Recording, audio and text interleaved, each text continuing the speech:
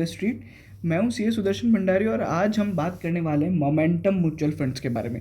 इस वीडियो में हम लोग डिस्कस करेंगे मोमेंटम म्यूचुअल फंड्स जो इंडिया में अभी केवल दो ही है, उनका पूरा फंड एनालिसिस करेंगे, उनको समझेंगे और क्या उनमें पैसा लगाया जा सकता है, क्या क्या उनके रिटर्न्स रहे हैं, क्या ड्रॉडाउन रहा है, उनके बेंचमार्क इंडेक्स से क्या कंपैरिजन्स रहा है, किस तरह के स्टॉक्स वो लोग होल्ड करते हैं, स्टॉक सिलेक्शन कैसे होता है, सारी चीज़ें जानेंगे इस पूरे एनालिसिस में। और ये पूरा जो है ये बेसिकली म्यूचुअल फंड का एक एनालिसिस रहेगा और इसमें हम लोग एक बहुत इंपॉर्टेंट चीज़ जो डिस्कस करने वाले हैं वो है फैक्टर इन्वेस्टिंग, जिसके बारे में हम लोग ने और भी पहली बार डिस्कस किया है। अगर आप देखोगे तो आई बटन दबा के आप हमारा फैक्टर इन्वेस्टिंग का वीडियो देख सकते हो। ठीक है, why I'm talking about momentum as of now. तो आप समझ चुके होंगे कि मोमेंटम जो रहा है बहुत ही खतरनाक रहा है। मोमेंटम में लास्ट 2-3 सालों में स्टॉक मार्केट का बहुत सारे मोमेंटम स्टॉक्स रहते हैं, मोमेंटम स्टॉक्स, मोमेंटम बैटिंग वगैरह होती रहती है, मोमेंटम ट्रेडिंग जिसको आप बोलते हैं या फिर जिसको अपन सादी भाषा में स्विंग ट्रेडिंग भी बोलते हैं। सो इसी तरह के मोमेंटम स्टॉक्स में आप यहाँ पे डायरेक्टली म्यूचुअल फंड्स में लगा सकते हो और उससे क्या होगा, बेसिकली आपका रिस्क कम हो जाएगा और बेसिकली स्टॉक सिलेक्शन आप फंड मैनेजर पे छोड़ दोगे।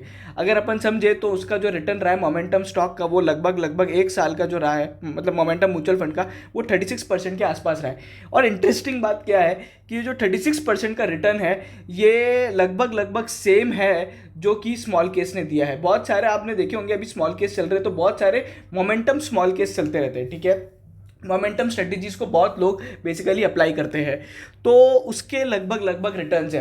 अब यहाँ पे जब आप म्यूचुअल फंड में लगाते हो तो आपकी जो कॉस्ट आती है वो लगभग बहुत कम आती है, इवन 1% से भी लेस आती है, एक्सपेंस रेशियो लेस देन 1%। वहीं पे जब आप स्मॉल केस में पैसे लगाते हो तो उसमें बहुत ज़्यादा पैसा लगता है। दूसरी चीज़ क्या होती है, स्मॉल केस बहुत सारे जो होते हैं लगभग हर महीने बदल जाते हैं या फिर हर हफ्ते उसका चर्न रेट होता है। वहीं पे मोमेंटम जो म्यूचुअल फंड्स होते हैं उसके अंदर जो चर्न रेट होता है वो 6 महीने में एक बार होता है। चलिए, ये अपन ने क्विक इंसाइट ले लिया कि मोमेंटम एग्जैक्टली क्या है। अभी अपन पहले समझते हैं फैक्टर्स क्या होते हैं। तो फैक्टर इन्वेस्टिंग एक बहुत बड़ा टर्म है जिसके अंदर एक फैक्टर है मोमेंटम।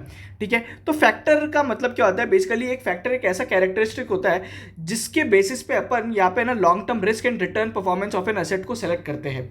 बेसिकली क्या होता है कि आप मान लीजिए लो वोलेटिलिटी, ऐसे स्टॉक्स ही सेलेक्ट करोगे जो लो वोलेटिलिटी वाले हैं, ऐसे स्टॉक्स ही सेलेक्ट करोगे जो क्वालिटी वाले, coffee can investing coffee stock. हम लोग ने ऑलरेडी अभी 2 फैक्टर के बारे में डिस्कस किया था। एक जो एक और फैक्टर है क्वालिटी फैक्टर होता है। ठीक है, तो क्वालिटी फैक्टर का वीडियो अगर आपको देखना है तो बेसिकली आई बटन दबा के कॉफी कैन इन्वेस्टिंग वाला वीडियो जरूर देखिएगा। तो इस तरीके से स्टॉक को बेसिकली है ना फैक्टर के बेसिस पे सेलेक्ट किया जाता है।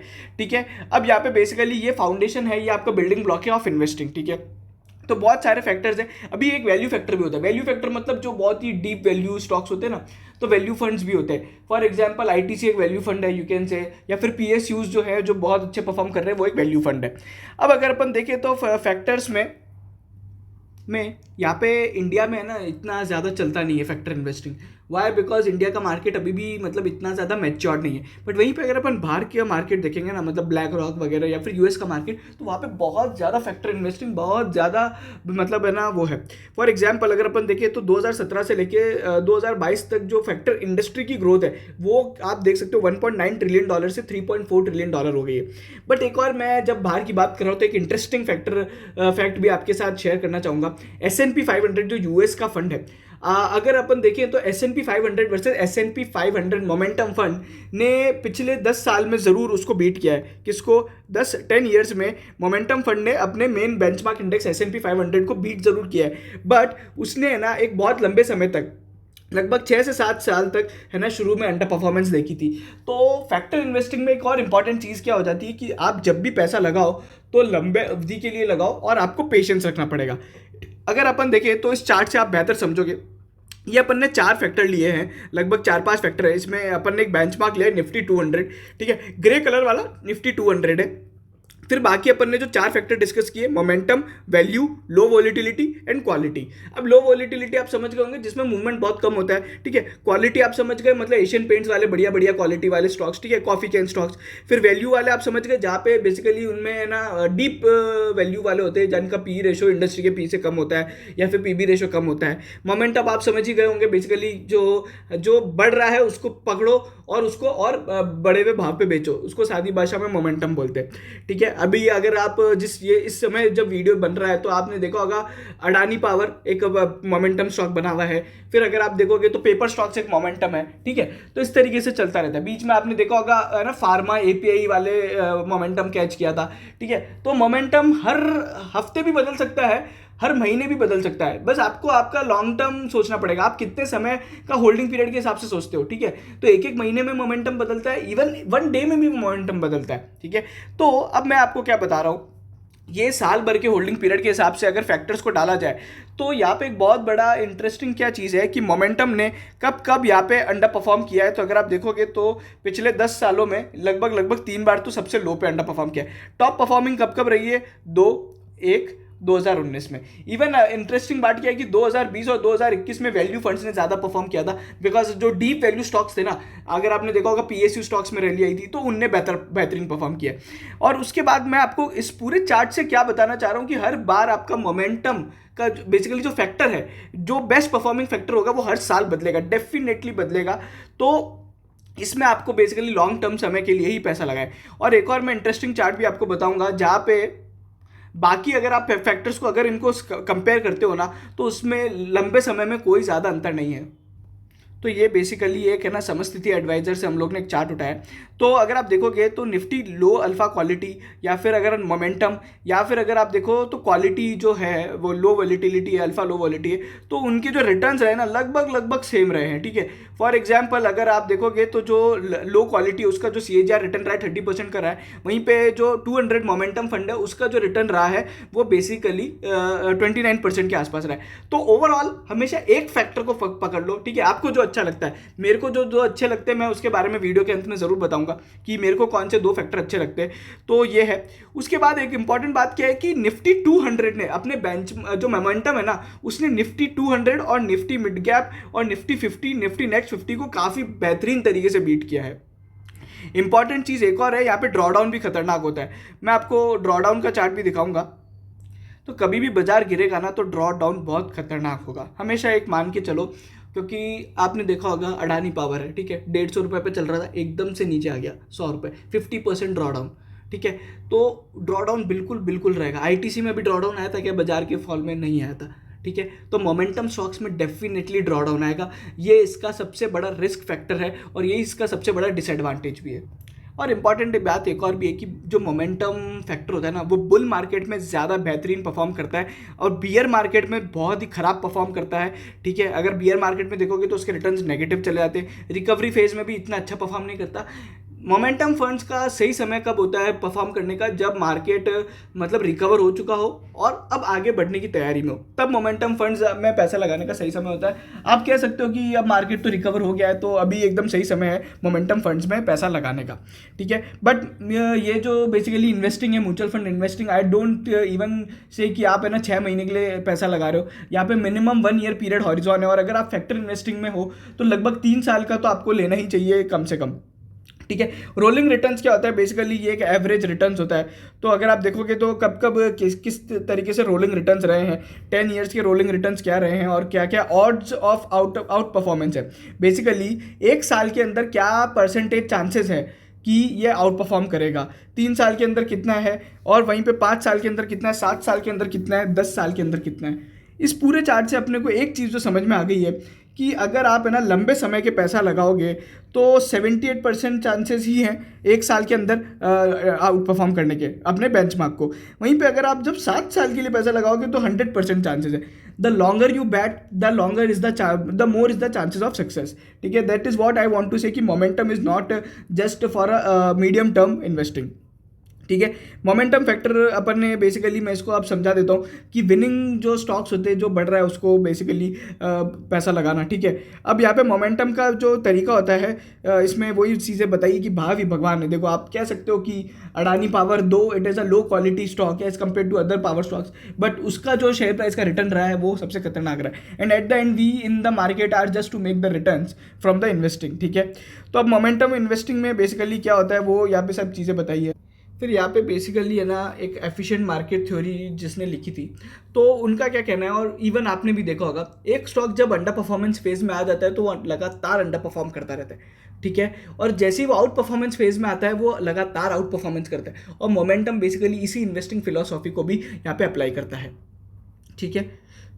अब जो अपना फंड है ना वो उसका बारे में बात कर लेते हैं। UTI 200 मोमेंटम 30 इंडेक्स फंड है, ठीक है। इसके अंदर बेसिकली क्या होता है, निफ्टी 200 की कंपनीज में से, ठीक है, आप लोग क्या सेलेक्ट करते हो, बेसिकली 30 कंपनी सेलेक्ट करते हो विद द बिग मोमेंटम, मतलब हाईएस्ट मोमेंटम स्कोर। अब इसमें कैसे किया जाता है, एक तो उनका लिस्टिंग पीरियड 1 ईयर का होना चाहिए, ठीक है, दूसरा वो FNO सेगमेंट में होने चाहिए, फिर उसके बाद मोमेंटम स्कोर यहाँ पे कैलकुलेट किया जाता है 6 महीने और 12 मंथ के प्राइस एडजस्टेड वोलेटिलिटी को लगा के, फिर उसमें से टॉप 30 स्टॉक्स का सिलेक्शन होता है with the highest normalise momentum score, ठीक है। उसके बाद फिर है ना इनकी जो वेट रीबैलेंसिंग होती है, अब उस तरीके से भी किया जाता है। इसका रीबैलेंसिंग और वेटिंग कैसे होता है, तो basically lower of 5% and 5 times of the overall जो इनका बेस इंडेक्स है उसके हिसाब से निकाला जाता है।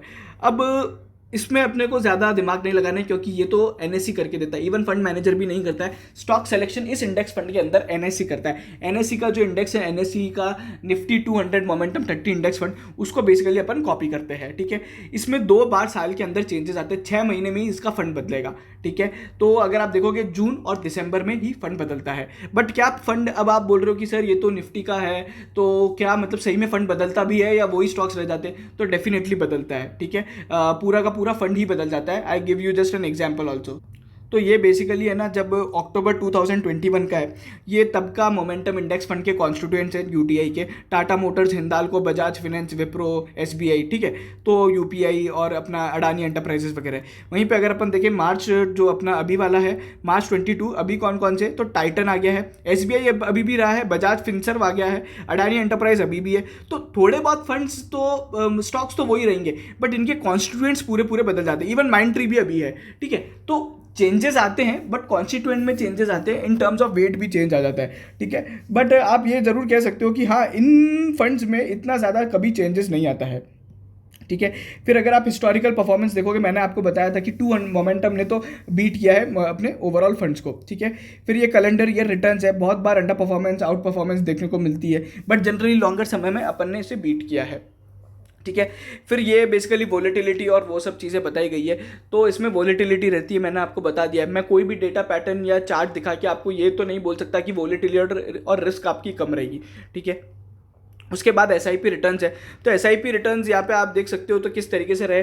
अगर आप 10 साल की SIP करते हो तो 21% का रिटर्न रहेगा, ठीक है। अगर आपने 12 लाख रुपए लगाए होंगे तो उसका जो वैल्यू बन के आएगा वो 38 लाख रुपीज़ के आसपास आएगा। 3 साल की SIP करते हो तो 3,60,000 से 5.5 लाख आ जाएगा, ठीक है। And I am really the big fan of SIPs। मैंने एक है ना चार्ट भी डाला था बहुत टाइम पहले, इवन टेलीग्राम पे और ट्विटर पे भी, जहाँ पे बहुत सिंपल सी चीज़ बताई थी कि आप 1,000 रुपये इन्वेस्ट करो 25 साल के लिए, और 15% का अगर आप रिटर्न भी एक्सपेक्ट करते हो तो उससे बहुत ज़्यादा वैल्यू क्रिएट होती है, ठीक है। So definitely you should always do SIP, भले 500 रुपये की करो या 1,000 रुपये की करो, 5,000 की करो, 10,000 की करो, बट करो ज़रूर, ठीक है। Never miss your SIP and always invest in mutual funds for SIP returns, ठीक है। तो अब ये जो चार्ट है ना, ये डेटा क्या बताता है कि बेसिकली कितने समय तक, अगर 3 साल रोलिंग रिटर्न्स लिए जाते हैं, basically average of average returns सादी भाषा में समझो तो रोलिंग रिटर्न्स कहलाता है, तो क्या चांसेस है 0 to 10% रिटर्न के, तो यहाँ पे चांसेस है 19%, ठीक है। नेगेटिव के क्या चांसेस है 3.8%। 5 साल की बात करें 1.1% का चांसेस, 0 से 10% के चांस 14% है। अबव 20% रिटर्न के चांसेस क्या है 3 साल के अंदर 40% है। वहीं पे निफ्टी 200 के क्या है 8% है। वहीं पे 5 साल की बात करें तो यहाँ पे 48% चांसेस है कि इसका जो रिटर्न अबव 20% रहेगा, और निफ्टी के क्या चांसेस है 200 के, तो केवल 1.3% चांसेस है। This is what I want to say कि यहाँ पे कितना परसेंट आप यहाँ पे रिटर्न एक्सपेक्ट कर सकते हो, प्रोबेबिलिटी ऑफ रिटर्न्स क्या है वो यहाँ पे चार्ट के थ्रू बताया गया है। फिर उसके बाद ये जो टेबल है ये बेसिकली कंपेयर करती है कि आपके म्यूचुअल पोर्टफोलियो में किस तरह के मोमेंटम रहेगा, तो किस तरीके से आपका बेसिकली ओवरऑल चेंजेस आएगा, वो मैं वापस डिस्कस नहीं करना चाहता, ठीक है। फिर जैसे कि मैंने आपको बताया सेक्टर भी रोटेट होता रहता है, ठीक है ना। जैसे अपन ने देखा अभी टाइटन सबसे बड़ा इनका वो है, ठीक है। तो अभी लेटेस्ट में अगर आप देखोगे दिसंबर 21 में जो चेंजेस आए हैं तो सबसे बड़ा आईटी का सेक्टर है, ठीक है। अगर जून 21 की बात करें तो सबसे पहले कॉमोडिटीज एक सेक्टर था। अब आप सभी को पता होगा कि आईटी अभी चलने वाला है, ठीक है, दिसंबर 21 से definitely you can expect. But last year commodities के रिटर्न्स काफ़ी खतरनाक थे। बट वहीं पे आपने एक और चीज़ देखी होगी कि कॉमोडिटीज़ में ड्रॉ डाउन भी आया था वापस से, ठीक है। और अभी तो कॉमोडिटीज़ ने वापस से अपना है ना अपटिक दिखाना स्टार्ट किया है। तो बेसिकली यहाँ पे क्या होता है, पूरी कंप्यूटराइज टेक्निक है टू सेलेक्ट द स्टॉक, और ये वही ओल्ड मेथड है, ठीक है, जो निफ्टी ने मतलब 2004-2005 में लॉन्च हुआ था, तब से ही वो ओल्ड मेथड ही यूज़ होता जा रहा है, ठीक है। वो मेथड में ही कोई चेंज नहीं है। बट जब आप कभी कोई स्मॉल केस में लगाते हो या कोई पीएमएस को देते हो जो बोलता है कि मैं मोमेंटम स्ट्रेटेजी अप्लाई करूंगा, तो अपना थोड़ा दिमाग लगाता है और स्टॉक सिलेक्शन का क्राइटेरिया थोड़ा डिफरेंट होता है, ठीक है। तो उस तरीके से होता है। अच्छा, इस फंड के अंदर जब आप पैसा लगाते हो तो आपका मोस्टली पैसा जो लगता है ना, वो मोस्टली लार्ज कैप और मिड कैप स्टॉक्स में ही, लार्ज कैप और मिड कैप में ही लगता है। 67% अभी लार्ज कैप का यहाँ पे बेसिकली टोटल साइज है। फिर जैसे मैंने आपको बताया कि ग्लोबली भी ये जो मोमेंटम थीम है ना बहुत ज़्यादा फेमस है, ठीक है।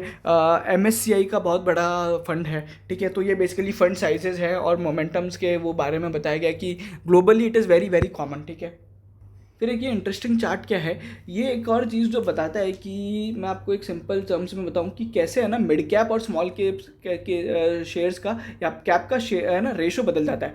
फॉर एग्जांपल दिसंबर 20 से जून 21 ये एक ऐसा पीरियड था जब मिड कैप स्टॉक्स बहुत ज़्यादा चले थे, तो उस टाइम में ना इसका बेसिकली शेयर बढ़ गया था। वहीं पर अपने large cap shares under perform कर रहे थे, ठीक है। तो उनका बेसिकली इसमें एक्सपोजर कम हो गया था।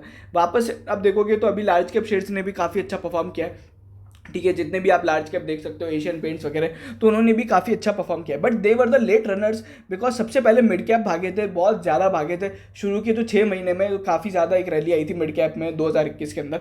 तो ये भी इस चीज़ को कैप्चर करता है कि जो कैप चल रहा है उसको सेलेक्ट करता है। स्मॉल कैप का तो इसके अंदर बहुत कमी है, मतलब 0 to 2% ही रह गया। जून 20 में इन लोग ने कोई स्मॉल कैप शेयर लिया था, बट अभी तो उसका कोई यहाँ पे है नहीं।